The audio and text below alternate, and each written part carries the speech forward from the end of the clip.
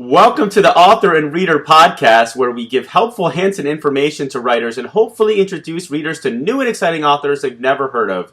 I'm Russell Bernstein, the author of the Doodles Landhorn series at bullytalks.com, and this is episode 6 with the talented and informational Dorri. If you enjoyed what you see, don't forget to subscribe, like, and comment below for interviews in the future. We'll add links to my books and Dorri YouTube channel as well as other websites by her, if you want to check her out. Welcome, Dorri, to our 6th episode. Hi, everybody. Hey, so I'm so happy that you're on. Your wealth of information. I'm so happy that you agreed to accept an interview. Of course. All right. Well, I just wanted to go a little bit, tell a little bit about your background and how you started in writing. Okay. Well, when I was a child, I was always drawing and writing, and it just came naturally to me. And my mother was a writer, so I already knew what a freelance writer career looked like. But I pursued art for a long time, graphic design, and then I got into the web very early, so I did web design. While I'm used to multitasking. I was born in Manhattan. I'm very New York, and I do everything fast, and I'm always busy, and I thrive on being busy, so I multitask. So at one point, I was working for a boss that I hated, but I loved the work. And because I was so frustrated with my boss, I would go home and paint and write. Because the creativity has always been the thing that I would say keeps me sane and, okay. And so the writing, I started getting published more. And I was selling paintings, but it's very hard to make a living as, that's why they say starving artist. Yeah. And it's not so easy making a living as a writer either, but I did well with commercial art and selling. I started selling essays. First, I won an essay contest in my school district before I graduated high school. And then I went to college at 16. I skipped 2 grades. I love telling people that. I skipped 4th and 12th and went to college at 16. So, that's very young. And I went to BU, Boston University, and I thought I would be a writer like my mom. But I took one graphic design course and ended up saying, okay, I'll be a designer. And it was just that quick. And then, but I pursued both. I always liked creative writing. And then it just came naturally. Like the first adult publication was Chicken Soup for the Soul. It was the Chicken Soup for the College Soul.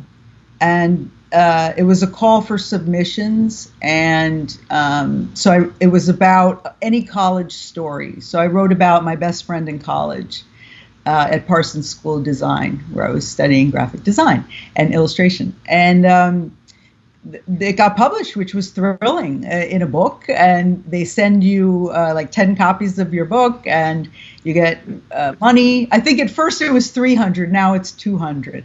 But I did get published in about 4 more of those. I got published in book anthologies. Usually it's a call for submissions. And the fact that I got into the web early, I think that helped me because I was always online. So I was, a little ahead of the people that weren't used to being online yet. So I just would answer calls, for submissions from various publications. And then as I grew confident, I started pitching editors at online magazines.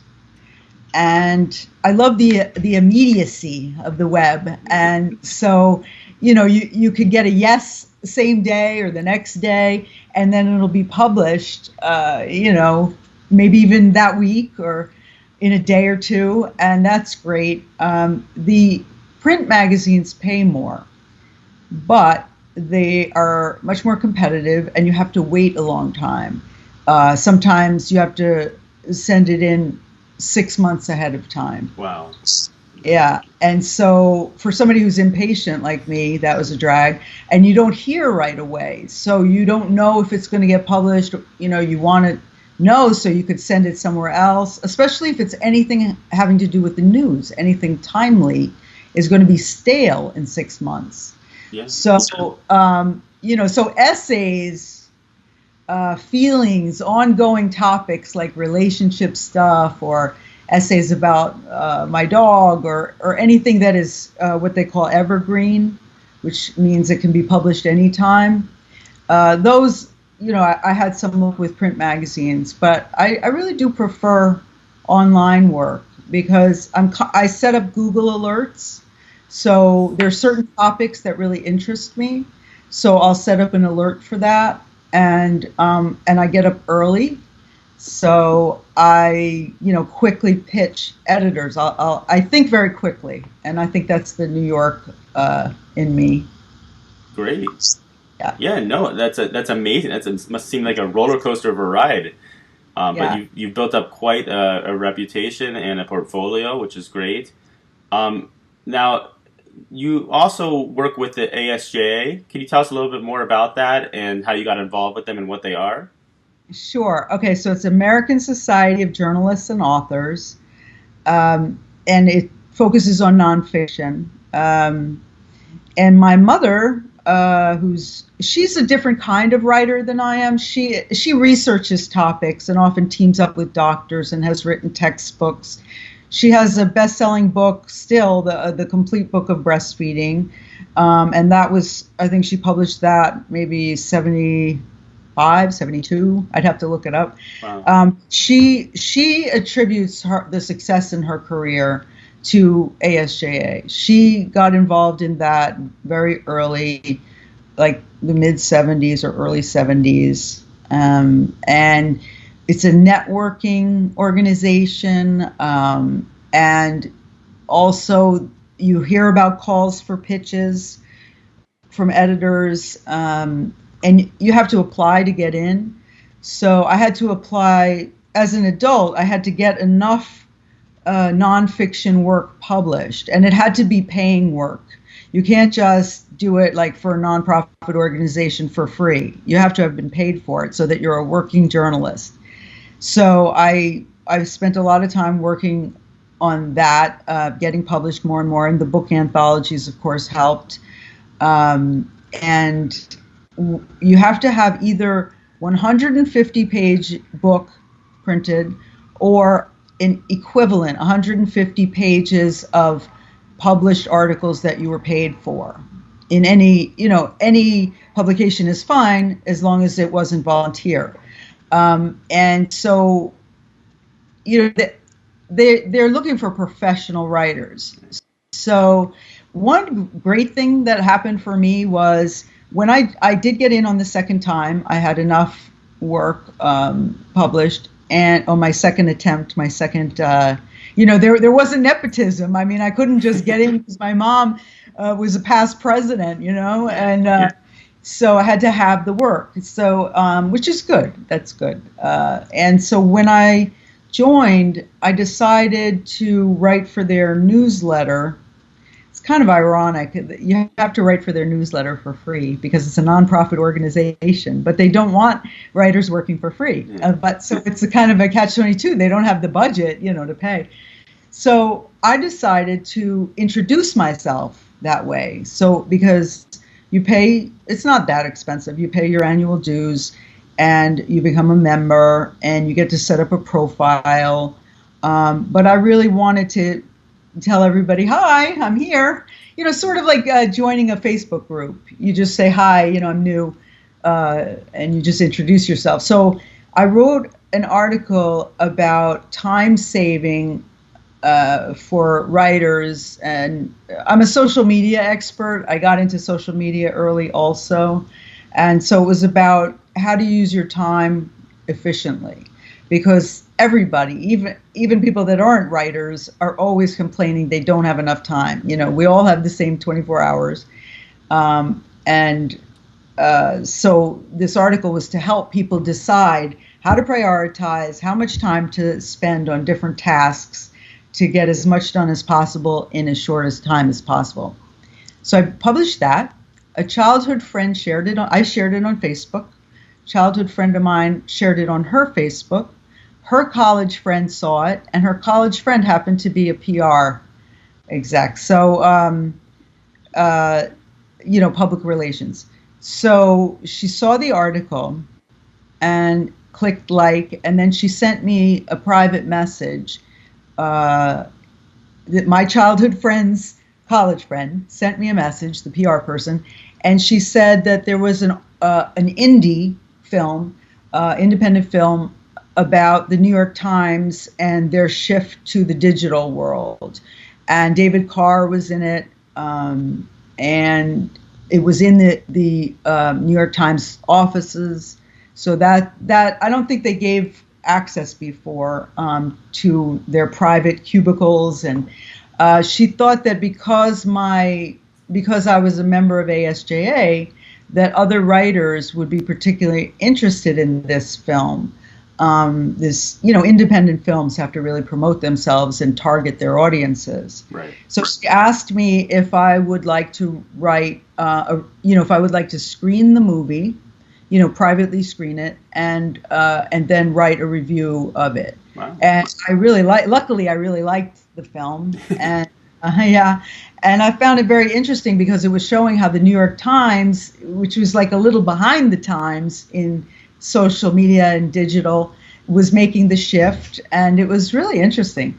And then right after I published that, the next time she contacted me was maybe like a week later, and she said, "Do you have time to interview Woody Allen for a movie?" Wow. I'm like, "Oh, let me check my schedule," So I said yes, and that started this whole career of me. It went well. I found, when you're a journalist, you have to have the publications. So a PR person will invite you to cover something, but you have to have the contacts of editors that will publish it. So I did have that. I was publishing in the New York Resident, which is a local paper, obviously. And it's geared toward wealthy people who travel to the Hamptons a lot, the Upper East Siders. And it's a free paper, and it lists all kinds of things going on in New York. So I sold the first article to them. And then the second one, the one about Woody Allen. And that started this whole thing of like, I had already been building up an audience of my own. So people were like, "Oh, wow, she interviewed Woody Allen," This was before the awful stuff in the news. Yeah. But look, anyway. So so I started getting PR people it's a tight industry. So people I didn't know were other PR people that were always hunting for writers that cover movies and interview stars. So it just started coming in, and and so I got to publish in, better paying markets, and I got known for that. And I set up a YouTube channel because celebrities draw bigger audiences. And I now am up to almost 1 million views on my own personal YouTube channel. I love telling people that. Ooh, almost 1 million views. No, it's a really big accomplishment, and you've really inspired me as well. So speaking of YouTube, who has been one of the most fun interviews that you've had, or more interesting interviews? All right, I have a few. Susan Sarandon, I thought, was the classiest and like very natural at being interviewed, and very charismatic, as that's the best thing about celebrities. And she didn't seem full of herself. I really liked her. I got upset with her when she, during the political stuff. I didn't like that she wasn't behind Hillary. Power woman, women should stick together. But that's another topic. So I thought she was very classy. I loved Angela Bassett. Angela Bassett was more like on, like you could tell, like Susan Sarandon seemed more integrated. I mean, maybe she was on too, but she seemed very natural. And Angela Bassett just seemed like a theatrical person, but she was very entertaining and very warm. And she talked with her hands a lot. I love filming people that talk with their hands a lot. I love Steven Spielberg. Although with him, I think I took still photos. I didn't get him on video. Okay. I did get a video with Woody Allen and Ryan Gosling and Ray Liotta or Liotta. I never know how people pronounce that. I always say Liotta, but... Oh, okay, good. Me too. All right. So he was really surprising. He wasn't the kind of guy I thought he would be. He seemed, you never know if it's just that day, but he was very irritable. He was looking at his watch. At one point, somebody asked him about working with Miss Piggy. It was some funny thing he did with Miss Piggy, Sesame Street's Miss Piggy. Yeah. He started scrolling through his phone, and the other journalist said, "Oh, are you looking for a photo of you and Miss Piggy?" And he looked up and he said, "No, I'm looking at what time I'm meeting my friend for a movie." And it was just like, we get 10 minutes with a celebrity, and we're there to promote them and their movie. So that was he was really the only disappointing one, because I expected him to be, so grateful for his success, right. Maybe humbled by it, like Steven Spielberg. When you're that big of a success, you don't have to be a jerk. Yeah, I agree. I think it's important to maintain that humbleness, especially if you're relying on people to keep your fame. You know who was great? Willem Dafoe. He was just a dream to interview. And I have a lot of times I break up my videos into 1 or 2 minute clips. So that was really enjoyable. I think the lighting just changed maybe. That's okay. Okay. All right. It was my screen went to sleep. Wake it up. Yeah. So for aspiring writers out there that are listening to this and thinking, that sounds like a really cool idea. I'd love to do some freelance work on the side, maybe not full time, but at least get into it. How would someone start about doing that? Would they just write something that they care about and know about, or would they look for different things and go from there? You want to study the publication and aim at a publication. It's not like you can just write an essay and then try the New York Times and this one and that one and the other one. You want to target it to that publication, what kind of voice that publication likes, what kind of topics they cover. You want to find the right editor for that section of the publication, and you don't want to do it into the mailbox like Dear Editor.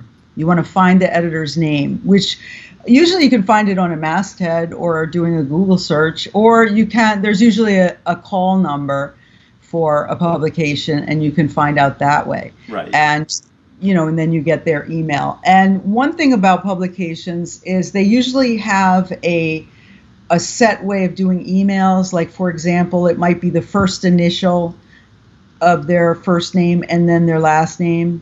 Like, we'll use my name. Dorri Olds would be D Olds @ and then publicationname.com. And so sometimes it's easy to figure out the emails.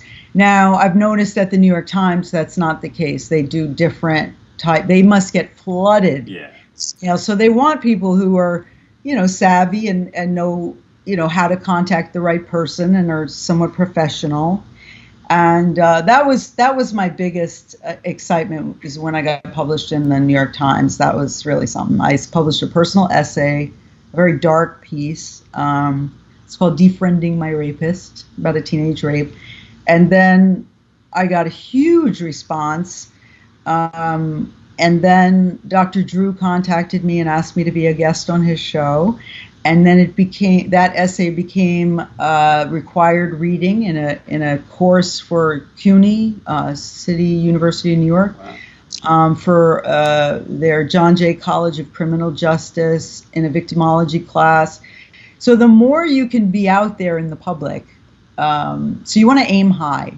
The problem is that if you have no experience, it's going to be a little tougher. So a lot of people say writers shouldn't write for free. And you know what? Ideally, no, they shouldn't. But when I was starting out, I thought I need to have a few clips I can send so people can see that I can do a Q&A, an interview.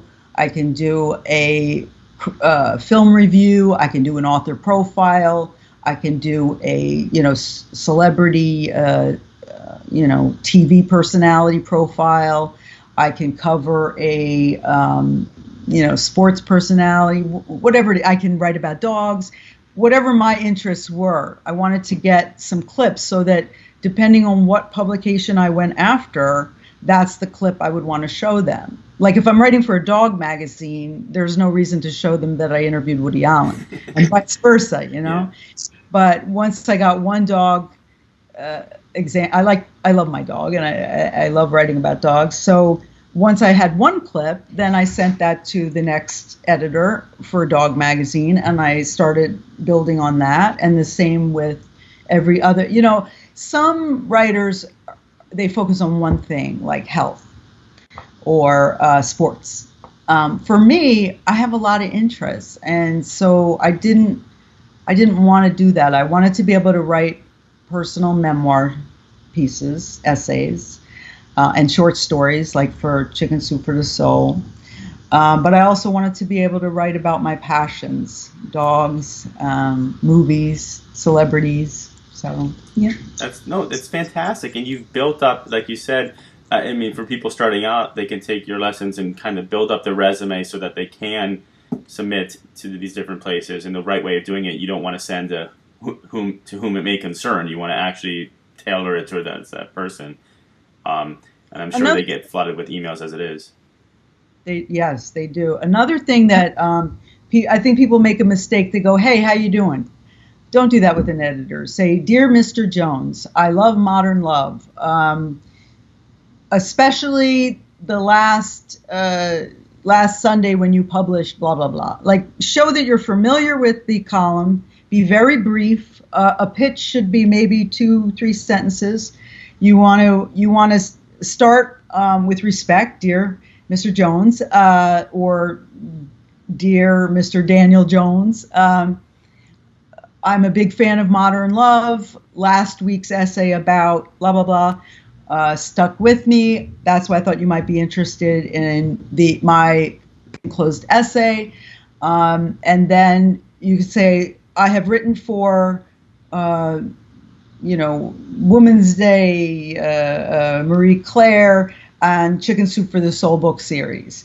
So you want to have you want to quickly show them you're a professional. If you haven't been published yet, that won't mean that they won't publish you.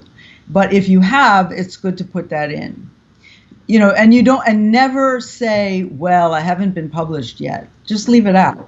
Don't ever use putting yourself down. That doesn't come across as humility. It comes across as they're going to lose confidence in you. Just put your best foot forward. Like as if you were on a blind date. You wouldn't say, "Well, I'm on a blind date because every single relationship I was terrible at." You stay off that topic. You say, "So, what do you do for a living?" Right. And you try to put your best foot forward. That's great advice. So let me ask you a question. Have you ever considered or thought about maybe pulling all of your memoirs and stuff into one place and into a book and publishing that? Okay, so I had been working on a memoir. I had a lot of high drama in my life as a youngster. I was rebellious, drugs, and it got kind of crazy. And so I had very exciting stories to tell. Luckily, my mother is a writer, so she has been very supportive of my writing. Some mothers would be like, "Oh my God, you're going to tell everybody that?" Yeah. She's been very supportive. A lot of the really personal stuff, I waited till my father had passed, because I think it would have been harder on him. Yeah. He was in radio, not a writer. So what happened is I started publishing so many stories from my life, so many memoir stories. And so the big stories I got published, which is, I'm very pleased about that. I'm not cocky about that at all. I know every single time I get a yes, it's a thrill. I feel lucky. Things sometimes get killed. It's tragic. Like the piece that I wrote for the New York Times, I had submitted it to a women's magazine. They had accepted it. We had a contract. It was going to be very good pay. And then my editor left. Oh.